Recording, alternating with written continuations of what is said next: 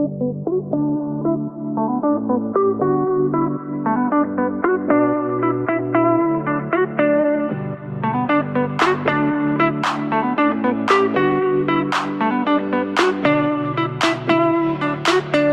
the Road to World Cup 26 podcast, your deep dive into everything FIFA World Cup every single week. Part of the Global Sports Podcast Network.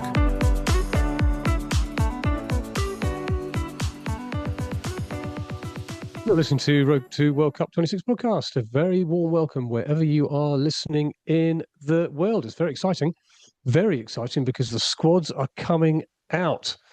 And there's some real shocks and some very interesting selections that we're going to be talking about. My name is Nick Britten. I'm your host as always. And as always, I'm joined from the Derbyshire countryside by Mr. Ken Davies. Hello, Ken. That looks like a lovely cottage in your background there. It is a lovely cottage and the weather's beautiful. It's delightful. It's going to be 26, 27, 28 around Derbyshire in the course of the next week. We're living the dream. I love a bit of global warming. You do. To be fair, you do. Which is interesting because I saw the fish that was swimming in the stream outside your cottage, and they've got about 5 heads each. So it's something very, very odd. More for everybody to eat.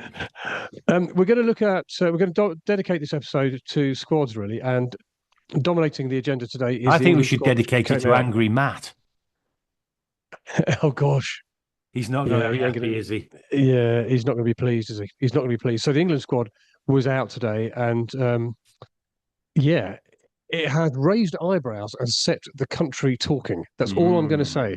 And we're going to come to that in just a moment. We're also having a look at Portugal, and we're having a look at France. What else we do? We do Portugal and France. Yeah, France. We're not doing Brazil. We're not doing Brazil. No, because they've not been announced yet. Quite a few teams are announced next week. No, Brazil has. Brazil has. But that was on your list, Nick. And I thought, no, actually, the best way to do this, do a big England, do a Portugal, do a France, and then we'll save that to next week and maybe do Argentina with them. All right. I've just done a load of work on Brazil. Yeah, well, it's not wasted, mate. You can use it next week. Okay, fine.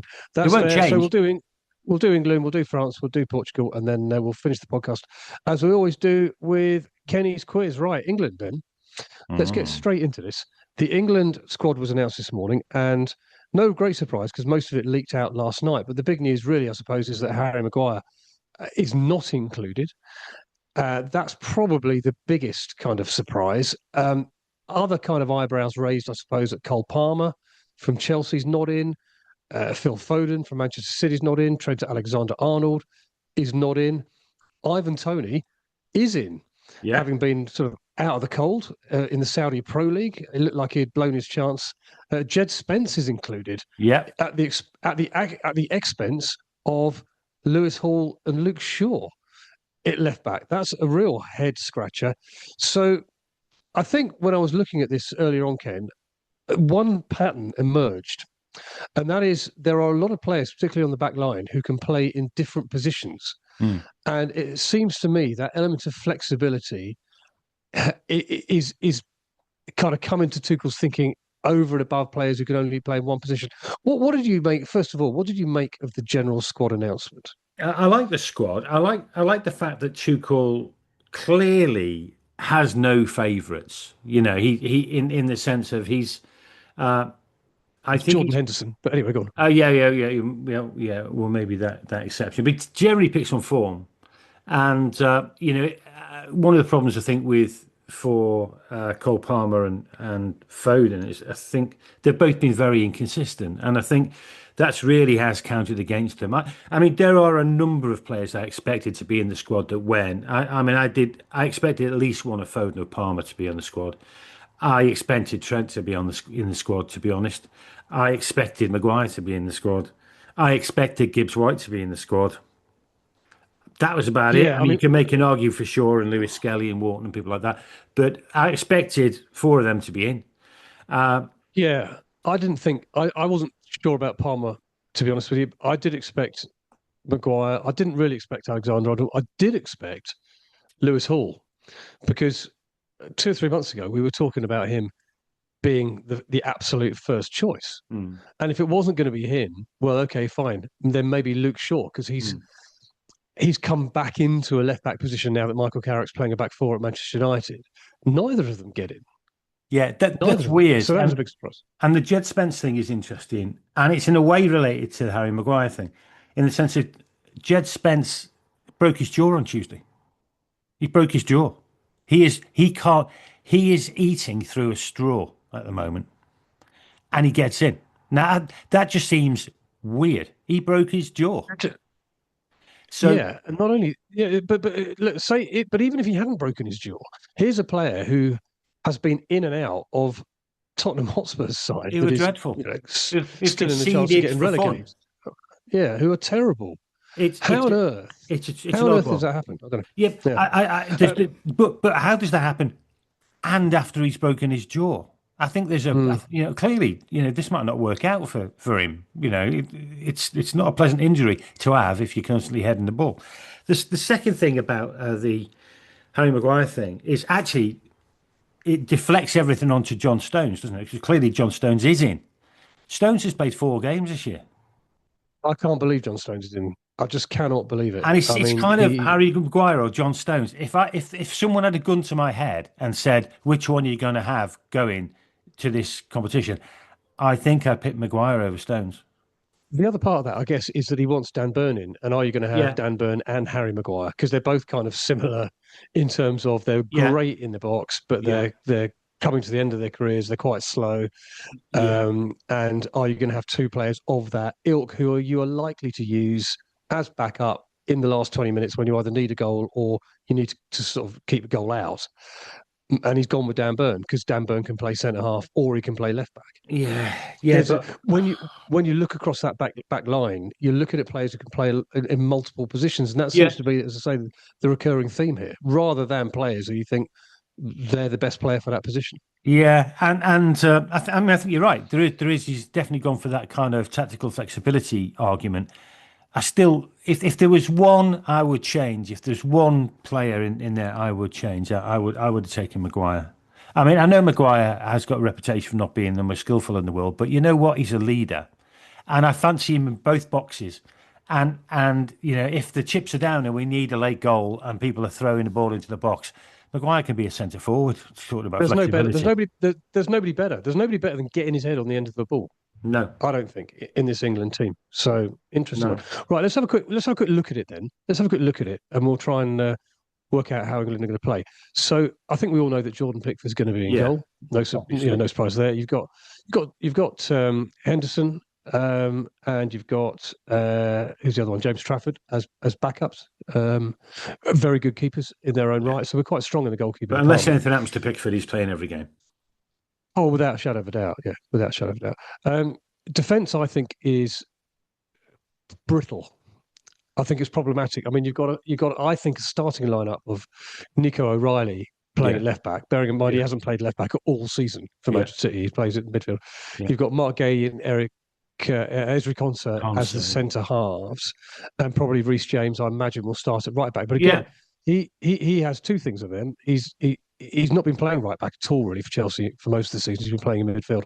And secondly, we've got major injury doubts hanging over him. So that defence isn't settled, if that makes sense. It's the weakest link. Again, I mean, well, in the second part of this podcast, we'll talk about France. When you look at the embarrassing riches they've got up front, you shudder to think what they're going to do to that back four. Yeah. Yes. I mean, look, they're all good individual players, but it worries me that both the first choice fullbacks, if they are the first choice fullbacks, haven't been playing as fullback this season. They've been playing in different positions. Teams will look at that as a weakness in England. They'll attack that.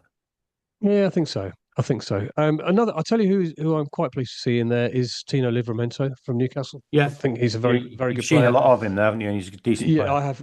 I've watched a lot of him, but he has had massive. He's out injured at the moment. He's not playing at the moment. He won't play on Sunday against Fulham in the final Premier League game of the season, and he's had massive injury problems this season. So, fitness is going to be an issue in the heat and all of those kind of things. But he'll push Nico O'Reilly for that left back slot, I think, and he can do a very good job there. Just before we move on, because we should have said at the top of the programme, really, in terms of who was in and who was out, where are you on the Ivan Toney inclusion? Well, I love it, by the way. Yeah, listen, I'm kind of, if it's not Tony, then it's going to be either Calvert-Lewin or Danny Welbeck, both of whom have had very good seasons at a much higher level, let's face it, than Tony has been playing. However, I've got no problem Tony being there because I think he's a really good player. He's a And great I was player. quite sad. I was quite sad to see him go to the Well, Saudi Pro everybody League. thought that's his England career gone, isn't it? Everyone thought that's Well, it. he did. And Kiss particularly goodbye to after England. well, he came in under Tuchel, played a bit, and then he hasn't been seen for a year. So we thought that was it. And we'll come to him in a bit when we go through the strikers. But he's had a terrific season. But more importantly than anything, he is an absolute masterful penalty taker. Yeah. And these things count. Yeah. So yeah, I'm okay with Tony coming in. I'm okay with Tony as well. Sorry, I interjected. That's right. So I think we've got the defence looked at. As I say, John Stones, 15 Premier League appearances this season. He's only played 35 times in the Premier League in the last 3 years. It's a big gamble. It's a big gamble taking him. It really, really is. Right, let's go into the midfield. Now, I think our midfield is strong. By the way, Yeah, so do I. I think we've got two of Declan Rice and Elliot Anderson.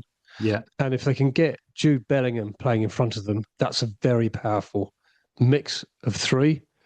You've got Morgan Rogers in there, who's done really well this season. Had a great season. Eberechi Eze, who I love, as you know, we've talked about him before. I think he's a terrific player. I love watching him play. So I think our midfield is pretty strong.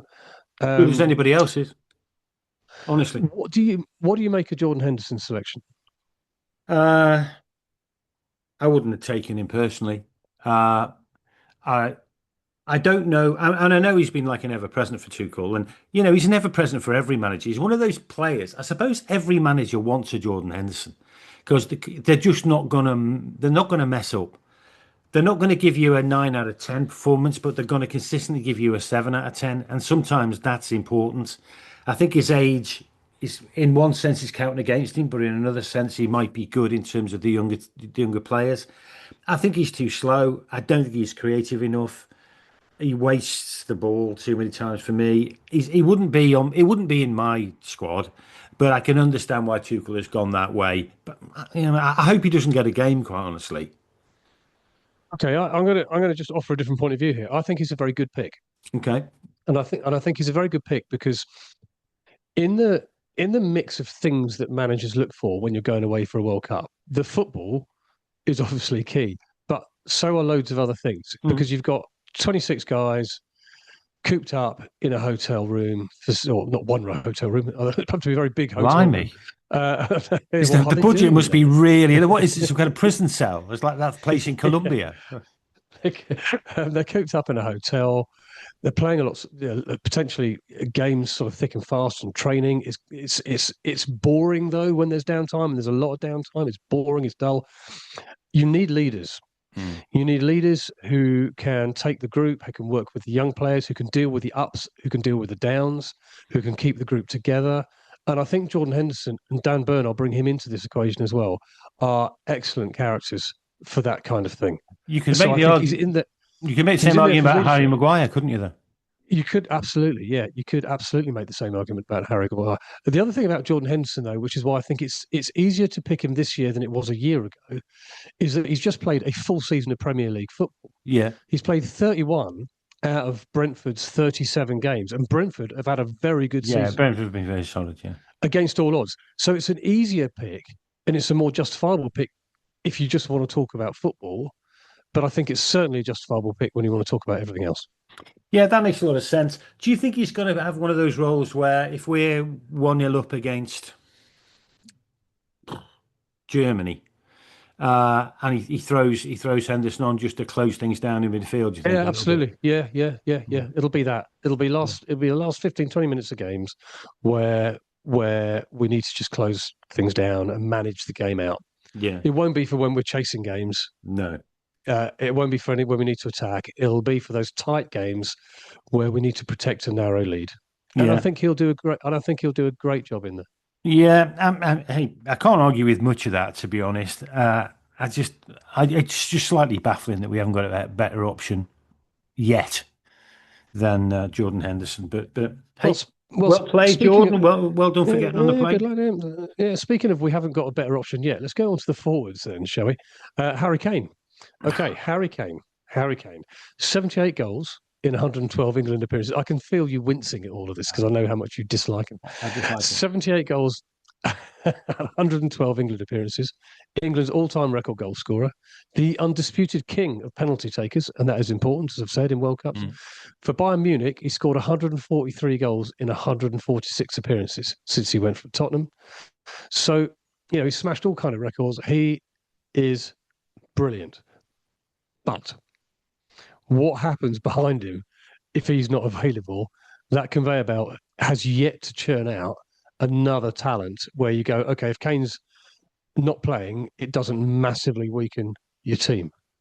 Well, I'm going to take a slightly different view on Kane. I think Kane is what cricketers call I get this term right. He's a kind of an easy pitch kind of centurion, isn't he? If you get my drift, I've never heard that term. Well, I follow cricket very closely, and I've never heard that term. But he's one of those players that does extremely well against mediocre opposition, and I've never seen him do particularly great against top class opposition. We know, because we've talked about this many times. The Premier League and the German League are not the same level. They're nowhere near the same level. That's why so many players from England go and do extremely well in Germany, and it very rarely works the other way around. So I wouldn't say I discount his German experience, but I don't hold it in particularly high regard. My prediction is we're all going to be moaning like mad about Harry Kane and how slow he is at this World Cup compared to the other teams. And he is. He makes snails look like cheaters. He is. Excuse me, I just sneezed. Then, if you heard that, pick that up on the microphone. Well, only because I was kind of laughing at the idea that he makes snails look like cheaters. He does, honestly. I mean, Harry Kane kind of gives you the impression of running backwards. I know Harry Kane. You really hate him, don't you? I don't hate him. He's a lovely person, but I just don't. I think he's massively overrated at the highest level. Okay, right. Who should start up front for England then? I'd have Tony. The other two strikers. Well, the other two strikers are Ollie Watkins and Ivan Toney. I tell you what, I quite like both of them up front, but either one of them up front. I know Kane's a decent target man, but no. I mean, I know he's going to play. I've just got to get used to it. But I guarantee you, if England fail, people will be screaming about Harry Kane's contribution because it won't be as good as we all think it's going to be. And I know one person who will scream and wail and moan even if we win the World Cup, Ken. And that'll be you. No. I'm looking forward to England winning the World Cup. I'm looking forward to Harry Kane picking up that trophy, the Jules Remake, whatever it's called. Yeah.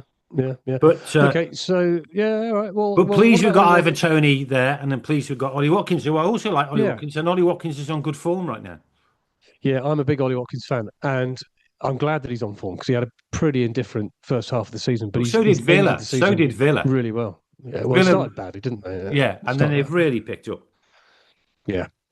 Out wide. I'm kind of I'm not sure about all this, right? So a final bit of our jigsaw here is our wide players.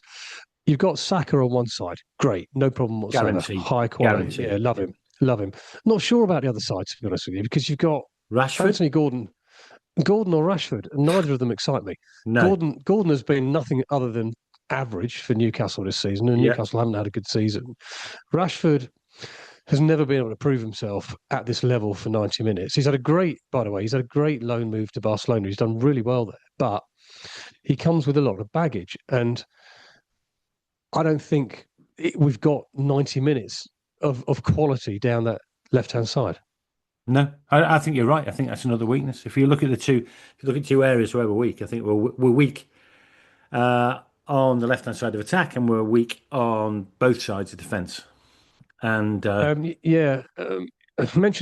to Noni Madueke, who I was a little bit surprised to see in there because he's been a bit of a bit part for Arsenal this season. But he's a good player on his day, but I don't know. I'm not sure I'm not sure about that. Who would you have taken to add a bit on the left then? I don't know if we've got anybody We haven't really who got anybody better than what we've got, have we? screams. No, who sort of screams, you should have picked me in that position, to be honest.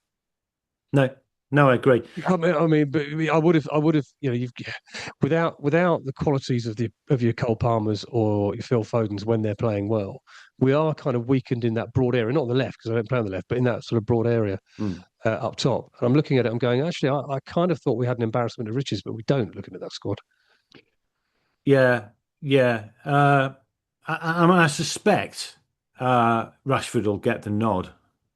Would you think of those two? no, I don't know. I think Gordon will. Do I think you? Gordon will. Yeah, I think Tuchel really likes him. Yeah. Maybe we shall see. It's a close run thing with him then too. I think I'd probably start with Rashford personally, but I think he's off to join your mate Harry, isn't he, at Bayern Munich? Anthony Gordon. is he? Yeah, I think so. Yeah. I think Harry Kane's coming to Wrexham next season, actually. But there you Yeah. Yeah. Okay. Then are you going to keep moaning about him week in, week out? go. Probably. Yeah, probably. How old So is look, all Kane things now? He must be. I mean, have we had him carbon dated recently? I don't know. It doesn't really matter. Age is just a number, as I keep telling myself when I look in the mirror. Hang on, I'll tell you because I'm going to have to look it up. 32. 32. Fair enough. Yeah. I thought he was going to come up with, yeah. Is he 32 or was that Harry? Wait a minute. I might put in, how old is Harry Styles? I'd rather have Wait a Harry minute. Styles up front, quite honestly. In his, Oh, no, he's 32. Both Harry Styles and Harry Kane are 32. There you go. often get mixed up, don't they? Because Harry Kane's a better singer and Harry Styles a better forward. Anyway, so the squad's out. So look, taking all that into consideration, and I don't think it's a bad squad. I've seen so much criticism of it today, so much, but I don't think it's a bad squad. I think it's outside of maybe one or two that we would think, and we've discussed them. I kind of think it's the best we've got. It's not we're leaving out Gazza. It's not 1998 where we've got an amazing must-pick player that we've decided to leave at home. I think it's okay. Where, Ken, will that squad take us in the World Cup? By the way, I think it is quite a brave squad choice by Tuchel. I do like Tuchel. I'm a big fan. I think he's got his own. Yeah. He's got his own vision, and he knows what he's trying to do, and he won't get pressurized. Everybody's going to, of course, everyone's got a slightly different view in it, but hats off to him. I think he's got a plan, and he's executing that plan. Where do I think that's going to take us? I want England to win it. Can I see England winning it with that squad? I can't, I'm afraid. I think there's going to be at least 3 teams better. There could be 5 teams better. So I think we're looking at quarterfinals. What about you? Yeah. Well, I think that's perfectly reasonable. I think that's perfectly reasonable. I worry slightly about a lack of goals. Yeah. And I worry slightly about our defence. But I think we've got a really, really strong middle third, and they're going to have to step up and provide. We haven't talked about Jude Bellingham, but if we can get him on song and playing well, that will be a massive benefit because he's a superb talent on his day. And that our creative players are going to be absolutely critical for any chance of success.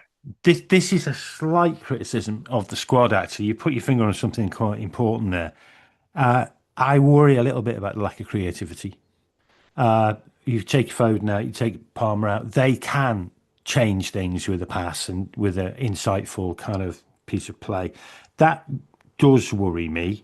I think we've taken a bit of creativity out of the squad here. I think when you've got Kane up front, what we don't want to be doing is lumping balls into the box. I don't think so. I mean, we're looking. Look, take the fact that Rice and Anderson are going to play kind of, I wouldn't say holding midfielders, but fairly deep midfield role. You've got people there who can play. You've got Morgan Rogers in there. You've got Kobbie Mainoo, who we've not talked about. Yeah. I was surprised. He's outstanding. Was in. Well, I was pleased he was in. Yeah. I was pleased he was in because he's come right back into form, and he was being talked about a couple of years ago as a kind of England, a bit like Anderson is now. You know, that next generation nailed on. But he can pass between the lines really, really well. You've got Rodgers who can do that. You've got Eze who can do that. When I'm thinking around, can they slide balls through to Kane to get him behind the back line? Because that's ultimately where we want him.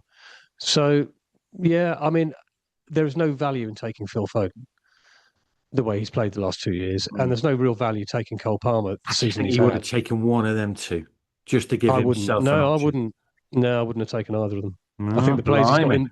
I think the players he's got there in Eze, in Rodgers, in Mainu, in Bellingham are just better players.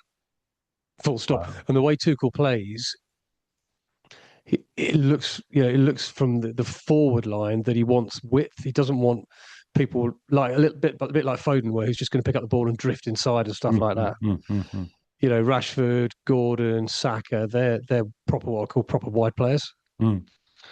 So yeah, I think it's the right choice not taking either. Wow. Okay, you heard it here, fifth probably, but that's a good. That's a good analysis, right? I'm going to tell the folks at home, sitting in their rocking chairs, listening to us on the podcast, that the Road to World Cup 26 podcast has partnered with Bioniq, the world's most personalised supplements, because your body is unique, and because without knowing exactly what your body needs, taking off-the-shelf supplements might mean you're not getting enough of the nutrients you do need, and maybe too many of the ones you don't need. So Bioniq provide 100% tailor-made supplements specifically designed for your body, crafted to deliver precisely what you need at exactly the right level. So go onto the show notes, click the link for more details, and you can get 50% off your first order. Your body will be very pleased you did.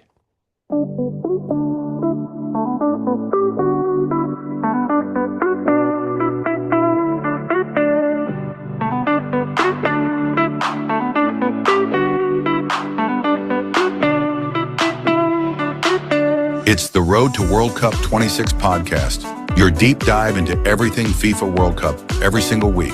Part of the Global Sports Podcast Network.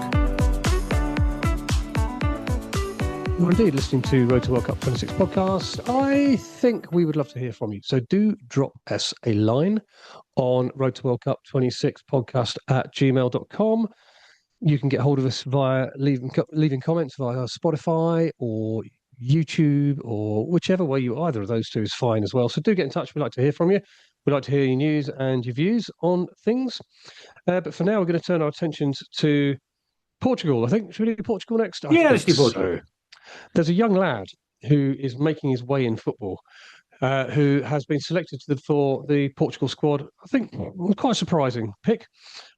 He goes by the name of Ronaldo. No. And who's he play for? Make it. Who's he play for? He'll never make it. Cristiano Ronaldo is set to play a record 6th World Cup. Nobody's ever done it before. 6th World Cup, and this is. I know you file Ronaldo under Harry Kane. I do. The players you don't. Players you don't like. People I like least in world football. Yeah. Now the Argentina squad hasn't been announced yet, but when it is, and when Lionel Messi is in it, Lionel Messi will also be playing for his 6th World Cup. But for right here, right now, Ronaldo, as things stand, will be the only person ever to play 6 World Cups. I mean, 226 appearances, 143 goals, 41 years old. He's still doing it. He's still going away. And you are looking at me with a look of absolute disdain. Should they not have taken him, Ken?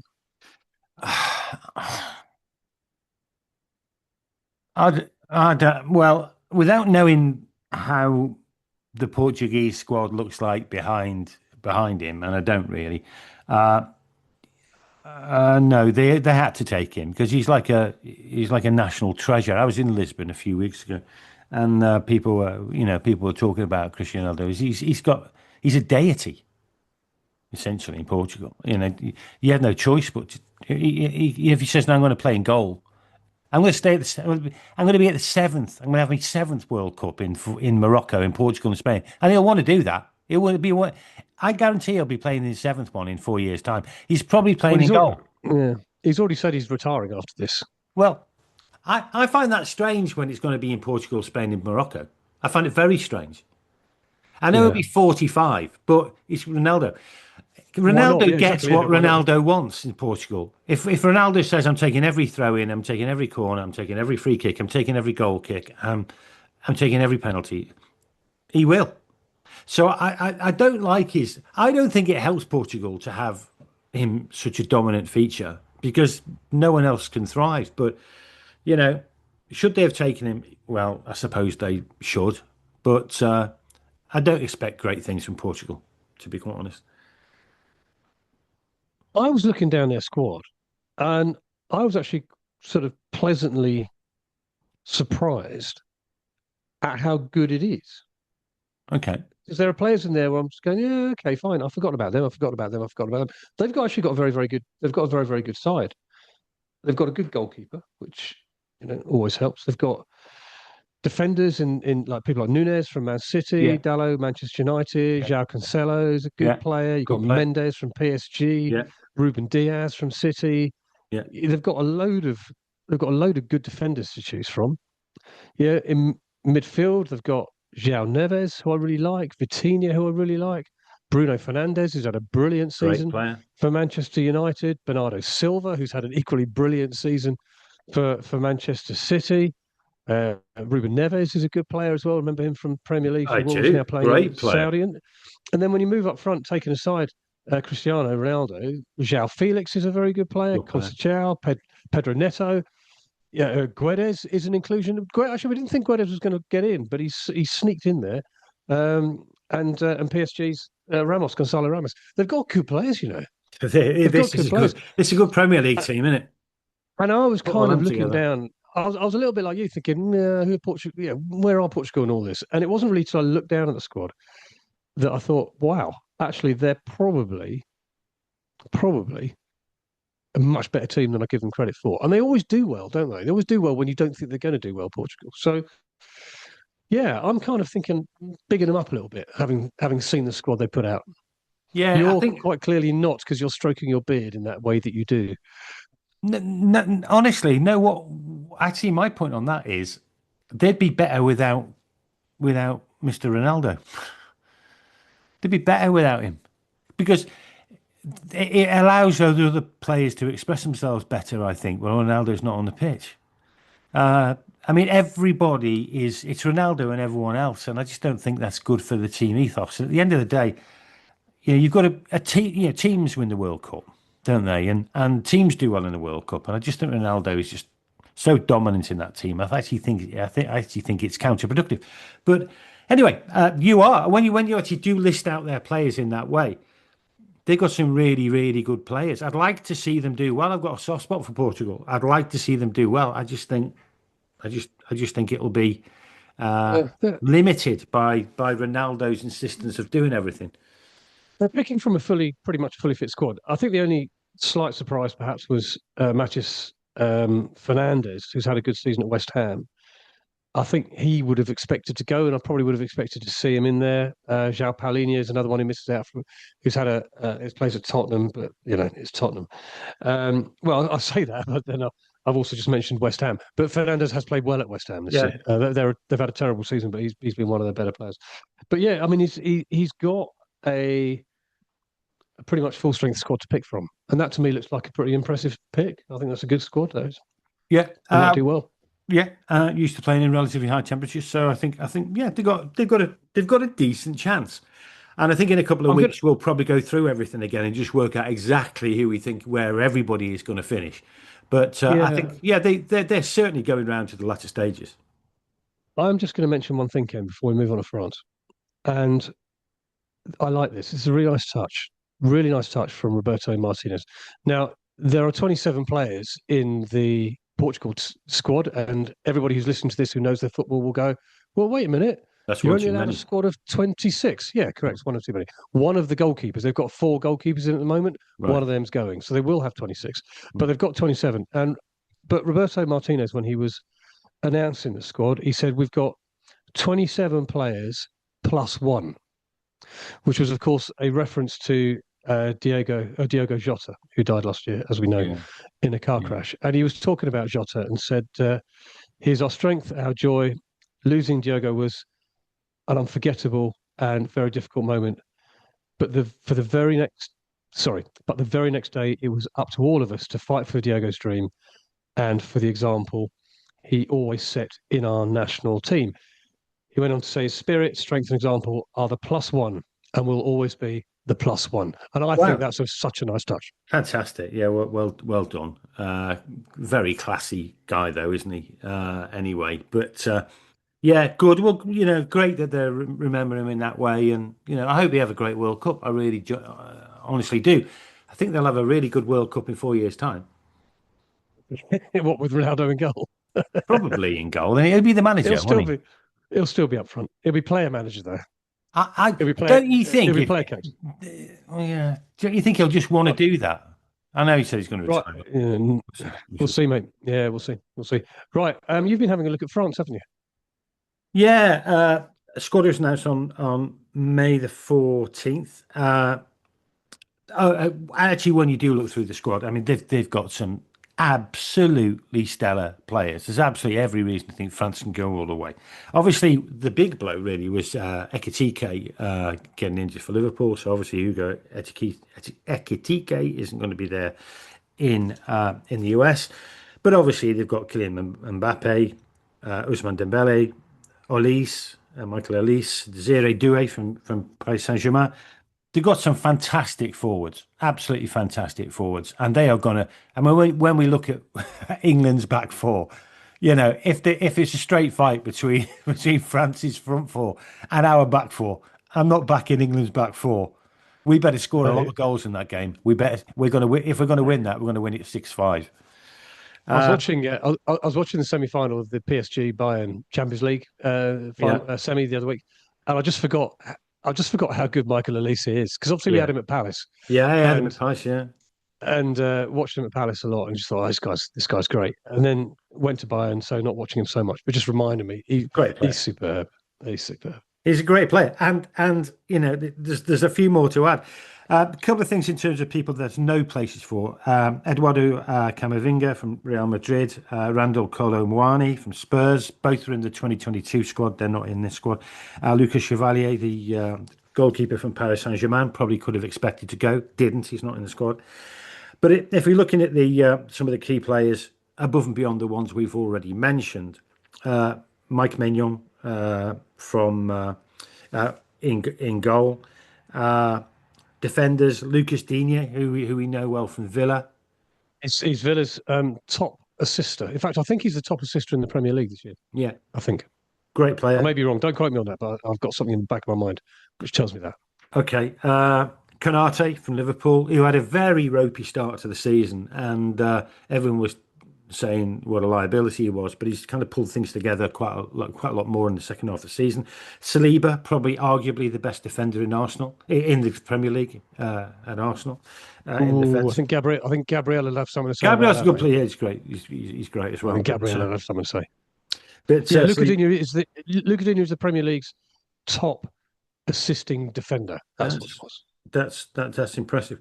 So they've got a rock solid defence really. Midfield, apart from some of the players we've mentioned there, they've still got N'Golo Kante there from Fenerbahce. He's at Fenerbahce now, but he's one of these. He's such a great glue in the whole machine, isn't he? You don't have glue in a machine, you have oil in a machine. If you had glue in a machine, it just wouldn't work, would it? But he's the glue in the something, and he's the oil in the something else. Right. Well, thanks for that analogy. Well, that's great. But you know what I mean. I can feel an award coming on for this podcast for stuff like that. Ah, absolutely. This is going to win the Pulitzer Prize. So Aurelien Chouameni from Real Madrid, midfield as well. Great talent. And we talked about some of the stellar talents up front. We haven't even mentioned Ryan Cherky, who's a great player for Man City, great player, and Jean-Philippe Mateta at Palace. Yes, Mateta got the nod. Yeah, I was really pleased to see that, by the way. Good player. Because, of course, if you'd had this conversation 3 months ago, he probably wouldn't have done, because he was going to leave Palace in January. the move fell through because he had knee injury, then he was off. And I think he was managed brilliantly by Oliver Glasner because he's brought him back into the Palace team for the back end of the season. And he's like the old Matessa. Yeah. He'll probably still leave in the summer, but he's right bang on form. Terrific. Yeah, he could get. He should be playing for a bigger team than Palace, really. But I think he will. Well, he will be. He will be next season. And he goes and scores 4 goals at the World Cup. He definitely will. But France look really strong. They look absolutely solid from top to bottom. They're going to score a ton of goals. I'm looking forward to France being a really entertaining team. They're going to be right there. And I have to say, when you put it next to the England squad, they edge it for me. Yeah. I think that's fair. In the bookies, I was looking at the betting the other day, and France and Spain are the 2 favourites to win it. I think clearly they are. England with one of the bookies, Coral. Well, actually, with most of the bookies, they're kind of 3rd or 4th. Yeah. Don't know. Interesting that European teams are favourites still, despite playing in the heat and despite playing over in America and what have you. I would have thought Argentina would have been up. Argentina, I'm surprises me. If I had £100,000 to put on it, I think I'd probably put it on Argentina. It's a loose change down the back of your sofa. Down the sofa, mate. Down the sofa. Yeah, you can go and fish it out right now. I think I might go and do that. Put it on Argentina. Anyway, I can see that you've got your pipe out, which can mean one thing and one thing only. Oh yeah, it's time for Kenny's quiz, which is everybody's favourite time of the week, as we know. Please join in at home. Shout out the answers to the questions that we're going to supply you with. 3 questions: 1 on England, 1 on France, 1 on Portugal. We're going to start off with England. By the way, failed. I failed last week because I didn't have my pipe. Yeah, these are really easy though, because as you know, I'm very well prepared for this podcast to do a lot of research. But I got so torn into all the squads, particularly the England squad today, that we arrived on the podcast not having done. I hadn't put the quiz together, so great. I'm relying on stuff that I've already got, and I think it's quite easy. So, Ken, pick me a number between 1 and 30, please. 4. You always go number 4. I do. I'm not going to ask you that question. Pick me another number between. No, I'm not going to ask you that question. These are stupid questions. 26. All right, 26. No, I'm not going to ask you that either. I'll tell. Let me pick you one. These are so. Yeah. Okay. Okay. What? Okay. What type of animal? Oh no. Serves as the official national symbol of England? The lion. The lion is the right answer. Yeah, these are terrible questions. Great. I'll tell you why the terrible questions. Come on. That's great. No, I just had to whack it into AI before we started, and they've just chucked up a load of absolute garbage, easy questions. Yeah. Number 4, by the way, was, and this is how stupid this is. Number 4 is, what country shares a land border to the north of England? And what was the other one you picked? 26. Which is equally stupid. Which fictional spy works for the British Secret Service MI6 under the code name 007? Yeah, I think that was brilliant. It's great. So I've almost like had an own goal for my first one. The France and Portugal ones can't be as easy as this. Well, let's see. Let's pick a number between 1 and 30, please. 20. Oh, we should have gone for number 4. 20. What country is this? I'm not telling you. Okay. This is about France, by the way. Okay. France. In 1803, France sold a massive piece of land to the United States. What was this sale called? In 1803, France sold a massive piece of land to the United States. What was the sale called? I think it's called the Louisiana Purchase. Mate, you're right. Wow. That I'm impressed by that. Are you? I'm impressed. That's pretty good going. Thank you, mate. So you've won the quiz this week. You're 2-0 up with 1 to play. I've never had a 3-0. I've never had a 3-0. Well, yeah, you are a little bit unable to keep a clean sheet. Yeah, great to do that. In this quiz and in real life. Please. I couldn't resist. Right. Well, let's have a question about Portugal. Give me a number between 1 and 30, please. 10. Number 10, here we go. Is it true or false? Portugal shares the Iberian Peninsula with only Spain and Andorra. True or false? That's a really good shout. A good question would have been who else? That sounds too obvious, but I can't think of anywhere else on the Iberian Peninsula that would be a country. So I'm going to say that's true. Well, mate, you still can't keep a clean sheet because it's false. Oh, you're never going to get a better chance. Where else? To win the quiz 3-0. Gibraltar. Oh, but I didn't even ask you that. All you had to say was false, and you would have won. I didn't ask I you. I never ever for a moment thought of Gibraltar, but it's right. It's right. Gibraltar is I think a separate sovereign state. Your Wi-Fi has gone. Your Wi-Fi ducked out there, so we missed you. Did it? Did my Wi-Fi ducked out? Your Wi-Fi ducked out just when you were trying to explain why you got Kenny's quiz so miserably wrong in that last false. answer. Then it's false. It's too late. It's too late. Oh, no. Everybody, the world has heard you, my friends. The world has heard you. So that's 2-1. So that's conceding in the last minute, isn't it? It's one of those where you walk away from the ground feeling like you've won the game, but it feels like a little bit of a defeat. It feels definitely a bit disappointing. Because the Louisiana purchase was like a 30-yard free kick, wasn't it? 30-yarder, yeah. Top bins, top 30 corner, yards. Yeah. And then just to go and concede a stupid goal from a corner like Gibraltar. Yeah. Poor effort. Never mind. A win's a win. A win's a win. Okay, right. Well, that brings us to the end of this podcast. So thank you very much indeed for joining us. Next week, we're going to have a look at a couple more teams. We'll certainly look at Brazil. And I think Spain are being announced next week. So we'll have a look at Spain. And Germany, I think. As well. And Germany. We've got a really good interview to bring you next week with the very well-known author and writer Jules Boykoff, who's talking about Donald Trump and FIFA and sports washing and greenwashing and politics. It's a very interesting interview. He's got some very forthright views on all of that. So we'll bring you that next week. But until then, enjoy the sunshine. Ken, great to see you as always. Enjoy the sunshine. And wherever you are in the world, look after yourselves and look after each other. Goodbye. I'll go and wash my sheets.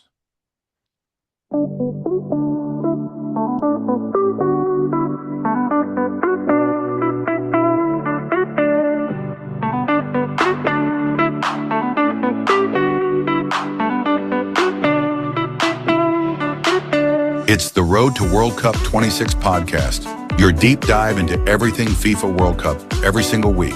Part of the Global Sports Podcast Network.